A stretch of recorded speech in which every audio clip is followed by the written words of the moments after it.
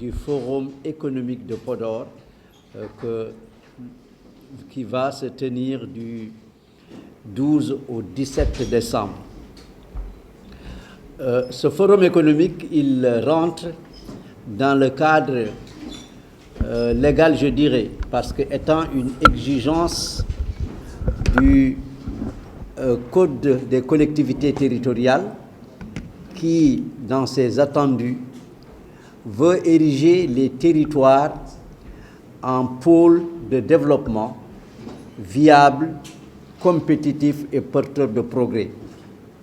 Et ceci est extrêmement important. Pour le faire, il faut que chaque département porte un plan départemental de développement. Et ces PDD constituent, pendant 5 ans, un guide pour le développement du département concerné. En ce qui concerne Podor, un premier plan de développement a été fait. Les 5 ans sont passés. Il faut aujourd'hui faire un autre plan départemental de développement. Et à ce titre, ce forum va être le socle, le soubassement des décisions qui seront prises dans le cadre des orientations stratégiques de ce plan de développement départemental. Aujourd'hui, le département de Podor, sur les 240 000 hectares de la vallée du fleuve Sénégal, en renferme 140 000. Et sur les 140 000, il y a moins de 40 000 hectares qui sont emblavés. Donc il est important que de telles initiatives soient appuyées, renforcées et portées à bras-le-corps de manière à créer un homme nouveau dans le Podor. Un homme qui va bénéficier de la valeur ajoutée du potentiel existant dans ce département.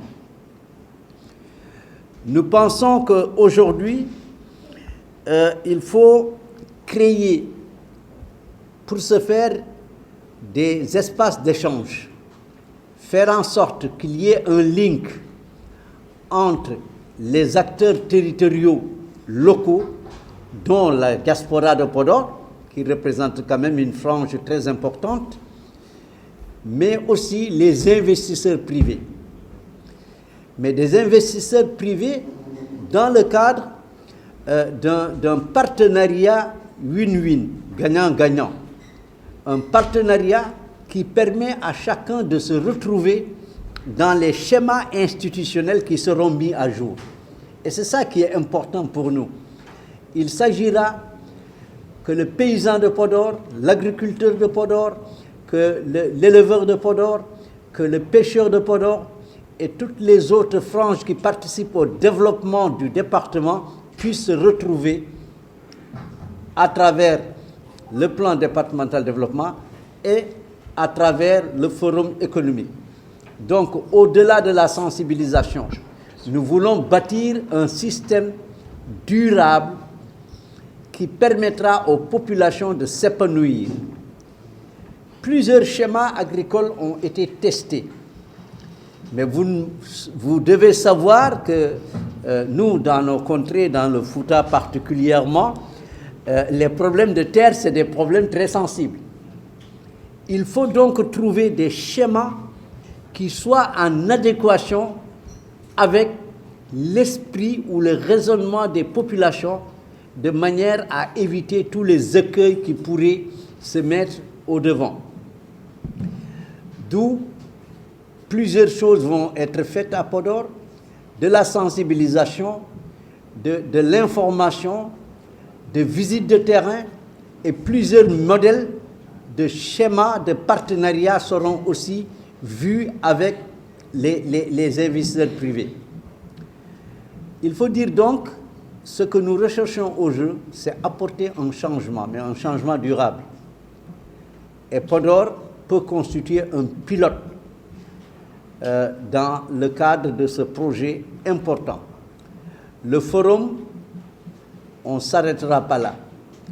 On va identifier l'ensemble des actions à mener, mettre en place un plan d'action et aussi mettre en place un système de suivi avec un monitoring qui permettra de faire régulièrement l'état d'avancement des résultats du forum. Voilà ce que nous voulons faire. Et en cela, nous remercions IPAR et nous remercions aussi le préfet de Podor pour son engagement, parce que c'est ensemble que nous voulons mener à terme ce projet et créer un projet nouveau pour Podor. Et comme j'ai l'habitude de dire, Podor est une mine d'or avec toutes ses potentialités. Donc, voilà les raisons de ce forum et je vous remercie.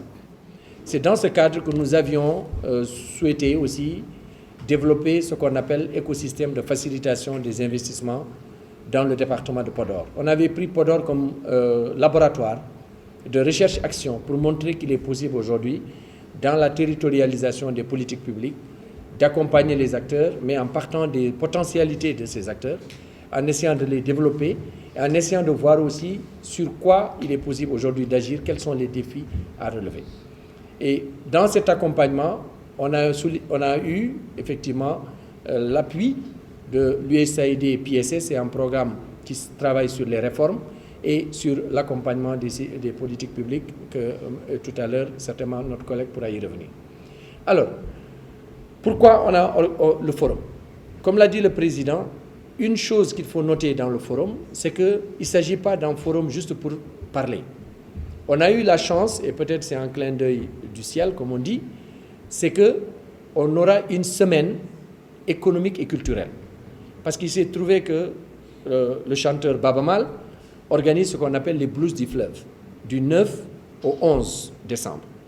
Et donc de vendredi à dimanche, c'est les blues du fleuve, et de lundi à vendredi qui suit, donc du 12 au 17, c'est le forum économique porté par le conseil départemental, avec le préfet, avec l'ensemble des acteurs économiques du département de Podor. Donc, ce qui fait que nous aurons une semaine d'animation économique et culturelle, non seulement pour identifier les potentialités de développement, mais aussi pour voir comment agir et régler les questions aujourd'hui de souveraineté alimentaire. Comme l'a dit le président, sur les 240 000 hectares, les 140 000 sont à Podor.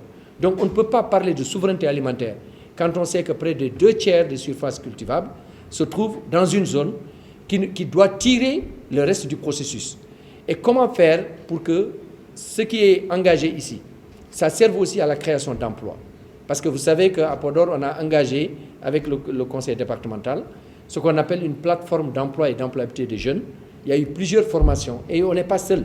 Parce que ce que nous essayons de faire, c'est comment créer une dynamique, ce qu'on appelle un écosystème favorable, pour qu'enfin on dise au Sénégal, il y a quelque part où on a réussi à mettre la recherche, le développement, le gouvernement, le secteur privé, l'ensemble des acteurs, ensemble pour réussir quelque chose. Et à partir de cette chose, comment on l'a fait, comment on peut peut-être l'amener à l'échelle dans d'autres zones. Et je dois dire que dans ce processus, effectivement, il est prévu, le conseil départemental en a parlé, d'inviter aussi d'autres partenaires, notamment le conseil départemental de Saint-Louis, de Dagana, de Bakel, de Matam, de Ranérou. Donc, ce n'est pas seulement le département de Podor en tant que tel.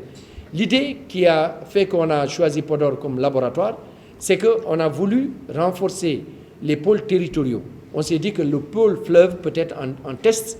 Si ça marche dans le pôle, il y a 6 pôles au Sénégal.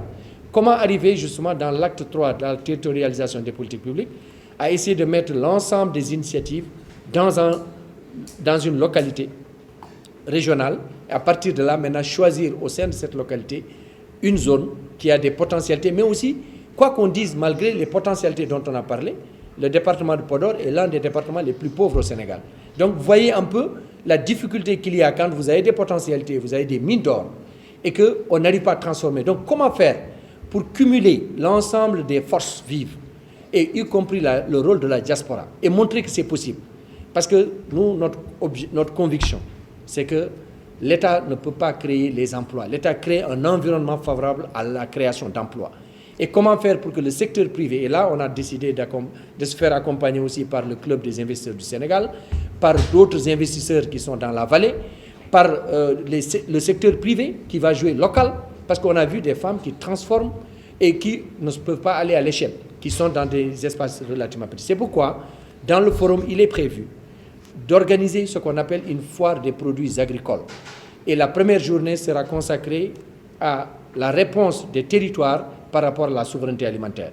Avec la SAED, avec l'ARD, avec le gouverneur de Saint-Louis, l'ensemble des acteurs qui œuvrent pour le développement de la région vont se retrouver, vont regarder quels sont les potentiels sur lesquels on peut s'appuyer pour développer le département. Mais au-delà du département, c'est le Sénégal.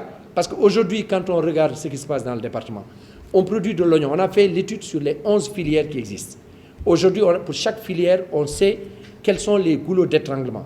On a proposé, par exemple, si on a des produits qui pourrissent, peut-être qu'il faut trouver des solutions comme des chambres froides. On s'est dit que si le secteur privé arrive, ce n'est pas pour discourir, c'est pour regarder avec le secteur privé où est-ce qu'on peut mettre des chambres froides pour régler le problème, par exemple, de stockage des produits. Parce qu'on perd jusqu'à 30% de notre production au Sénégal, donc entre 25 et 30%. Que ce soit l'oignon, la pomme de terre, la tomate. Donc comment faire pour que l'ensemble de ces initiatives convergent, mais comment faire aussi pour qu'autour de la foire, on puisse montrer aussi vraiment la diversité de l'offre. Parce que souvent, on voit beaucoup de produits non ligneux qui existent, mais parfois, par exemple, c'est les commerçants qui viennent tirer le maximum de profit et aller le vendre ailleurs. Les populations locales n'en bénéficient pas. Comment faire pour qu'il y ait des coopératives locales qui vont travailler avec les commerçants? Chacun va gagner. Et c'est ça l'objectif. Et je pense que si on réussit cela, ça donnera un exemple de ce qui se fait ailleurs. Deuxième élément, c'est les B2B. On a prévu de faire des formations des jeunes. Jusqu'entre 300 et 500 jeunes seront formés lors de ce forum. Et cette formation va être à plusieurs échelles. On a commencé, on avait fait des formations avec l'Université de Saint-Louis sur, par exemple, le marketing digital. Des jeunes qui ne savaient pas créer, par exemple, un site Internet, qui peuvent aujourd'hui vendre en ligne. On sait qu'avec Covid nous a enseigné qu'il est possible aujourd'hui d'être chez soi et de développer des potentialités économiques. Le troisième axe, ça va être les visites d'échange. On va aller visiter ce qui marche. On a vu que, par exemple, il y a des investisseurs comme Fongado aujourd'hui qui ne prennent pas la terre des populations. Sur Guia, par exemple, il y a 500 hectares. On sait que le foncier est un problème au Sénégal. On a vu des modèles qui peuvent être répercutés au niveau du Sénégal. Par exemple, où l'investisseur ne prend pas la terre. Elle vient, elle signe avec le village garde ses terres, et l'investisseur amène son argent et ils essaient de travailler ensemble. C'est pourquoi nous pensons, pour terminer sur ce point, que nous avons prévu aussi ce qu'on appelle des B2B. Comment donner la chance à des jeunes qui sont des entrepreneurs, qui ont des initiatives, qui ont des idées, à rencontrer peut-être, excusez-moi peut-être de les nommer, en Babacar Ngom ou en Cheikh Amar ou quelqu'un d'autre qui est un champion, qui va venir dire, ou bien par exemple Ibassal, qui est dans le riz, dans la vallée. Donc, il y a beaucoup d'acteurs qui aujourd'hui, ou bien Korka Diaw, qui est en train de faire la transformation du riz. Je pense que si on arrive à identifier ces champions, à montrer aux jeunes que c'est possible, parce que quand on dit agriculture, c'est au sens large. Ça touche l'élevage, la pêche, tous les produits ligneux. Maintenant, ce qui est important là-dedans, ce n'est pas seulement la production. Un jeune qui maîtrise l'informatique, il peut travailler dans l'agriculture. Il peut travailler dans les chaînes de valeur. Et nous pensons qu'il est possible de créer cette dynamique d'ensemble pour arriver effectivement à changer les choses. Et enfin, nous pensons que ce qui serait important, au-delà de ces participants, c'est justement, on va organiser aussi une table ronde des bailleurs pour permettre au conseil départemental qui a en charge le développement du département, mais aussi au préfet qui a le rôle d'harmonisation des politiques, en tout cas de développement, l'administration territoriale, toute l'administration est mobilisée. Aujourd'hui, c'est un lancement au niveau national et international, mais on aura des lancements au niveau local avec l'ensemble des radios communautaires, avec des acteurs, pour voir quelles chances ils peuvent tirer aujourd'hui de ce forum qui va avoir lieu du 12 au 17 décembre, comme l'a dit le président, pour aller dans ce sens. Et vraiment, nous restons ouverts si vous avez des questions, mais nous pensons que c'est une opportunité qu'on offre au Sénégal et l'intérêt, c'est la traduction des politiques publiques au niveau local. Parce que souvent, on élabore les politiques seulement à partir d'en haut. Comment faire pour que les pratiques locales alimentent les décisions politiques au niveau national? Et en tant que chercheurs, nous travaillons aujourd'hui sur la localisation des ODD et nous venons de terminer un travail avec l'ANSD pour voir les indicateurs de développement durable à partir desquels chaque commune peut dire voilà ce que je renseigne. Et la finalité, c'est qu'on ait dans les 22 communes, dans chaque commune, par exemple, s'il le faut, qu'on ait par exemple une plateforme d'emploi et d'employabilité des jeunes, qu'on voit un peu quels sont les métiers liés à l'agriculture. Les boutons que nous portons, c'est des boutons qui viennent par exemple des cuirs et peaux.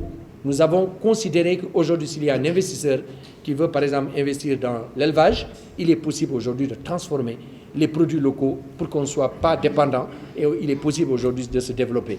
Et je terminerai simplement par dire que ce qu'on fait ici, on le fait à l'ULCC, on le fait en Job, on le fait en Casamance. En tout cas, nous, en tant qu'institution de recherche, on se dit qu'on doit sortir de notre tour d'ivoire.